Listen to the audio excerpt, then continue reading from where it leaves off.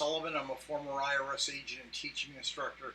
Welcome to my tube. I've been doing this guide for 51 years. Worked at IRS 10 really long years. I'm an expert in IRS tax resolution matters. You're going to see a lot of people blabbing really on the internet. I was the IRS at one time, so whatever I tell you really is the gold standard. I want to tell you about the CP504 and how dangerous of a letter this is. I've worked thousands of cases, and this one letter, the IRS CP504, 504B, brings fear into people, and it should. It really should. As a former IRS agent, I used to levy, garnish, seize. I did it all, but the 504 letter is like the wake-up call. It is IRS banging on your door and say, hey, you better pay attention, you better pay attention, we're coming.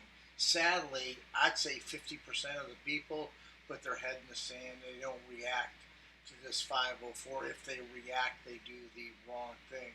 Let me just briefly tell you, my videos aren't long, they're short. If you get a CP504, do not call IRS and make a knee-jerk reaction unless you know what they're going to do on the other end of the phone. Here's the key, and you have to understand this. If you want to call them, go ahead, but understand this. IRS has what's called a national standard. A national standard tells IRS and you what they're going to allow for your expenses. So you may have this for an expense. IRS is going to say, no, we're going to only use this as an expense. We're not going to allow those, and as a result, you wind up with a large payment agreement. So I just want you to know, if you're going to call IRS by yourself, please be aware of the IRS national standards. The 504 is the last wake-up call to anybody. At the end of this 504, IRS can go ahead and file a federal tax lien. They have the right, if they want, to send out a bank levy, a wage garnishment. You get another 1058 letter coming. But this is the final notice. You need to react with this. You need to wake up. If you're an ostrich, get your damn head out of the sand, because it's coming. Because what this gives IRS to do, I want you to understand, it gives them the right to levy your property or rights to property.